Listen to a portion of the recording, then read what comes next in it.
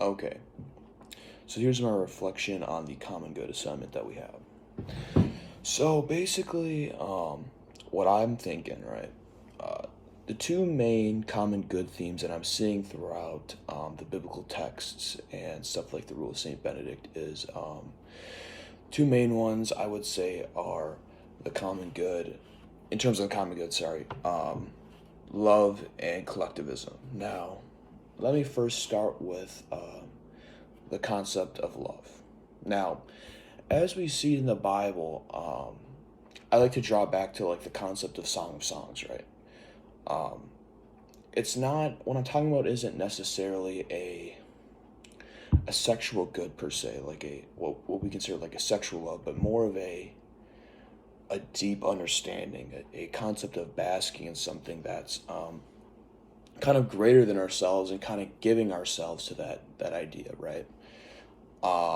You know, specifically like Song of Songs, we look at the idea of like all the metaphors, right?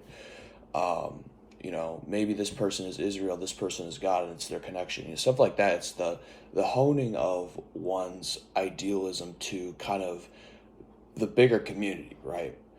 You know, everyone loves someone else, but to love a community, I think is like the next step up, right? A community without love, right, is a community that has essentially failed. I mean, historically speaking, we can look at most wars, most conflicts are started from a lack of love, a lack of understanding, a lack of faith in each other. And I think not just Christianity, but every religion is trying to strive to keep a certain balance, a certain peace, in order to see that everyone is kind of, um, you know, well attained for. People sometimes do act in their own self interest. I mean, this is a known fact. It's always been a known fact. But if we are able to hone in and kind of come together as a group and say that, we need to come together and find peace and bask in something that's greater than ourselves, because humans like to get caught up in their own petty feuds when there really is, spiritually speaking, something greater than us. And I think a lot of people could benefit from definitely understanding that. I mean, it really is just so important in the long term of kind of sustaining a group, a community. I mean, we even look at something like Saint Benedict, making sure that everyone kind of is cool with each other and that everyone has mutual understandings in how they cooperate, right? Going off that, specifically with the Rule of Saint Benedict, I think with what he was going at was the idea of collectivism. I'm not talking about the idea of like how do I put this? I'm not talking about the idea of necessarily like a hive mind conscious. I'm not talking about that collectivism, like a political collectivism. I'm talking about the idea that people as a whole need to not be isolated, right? And even not religiously, we can look at things like Aristotle. People are political animals. People are self motivated, but they ultimately come together for a common good. I think Benedict was kind of hitting on that same idea, right? People need to come together in order to achieve what they want. I said in my last reflection, I'll say it again. Like how many great structures have been built by one person?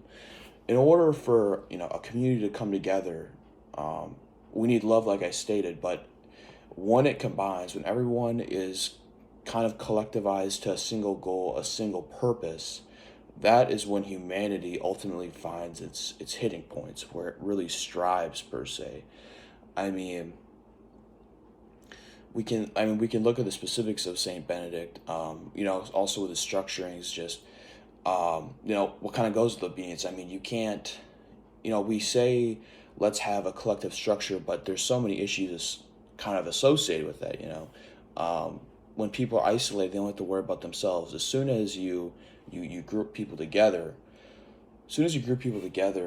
there becomes a whole new slew of issues, and I think the Rule of Saint Benedict does a pretty good job of organizing that and making sure that everyone is accounted for in terms of what is expected of you, um, what are your end game goals, what is our purpose, right? Something also again with love that we kind of strive for a greater understanding, a greater collective understanding. So I just feel that collectivism, the attaining of something that's bigger than ourselves is only it can only be achieved in a community, right? Um, but there has to be the certain parameters in place, and assuming you're able to meet those parameters, uh, just everything is going to just get immensely better. Um, Historically speaking, and again, I spoke in the last reflections, just the idea of there's extremes like cults where communities are run amok, gone too far, and people are too isolated, which is no good. But to find that perfect in between where everyone is collectivized, has mutual understanding, is in harmony, that is where we see the greatest amount of common good in our society, specifically religion. So, yeah.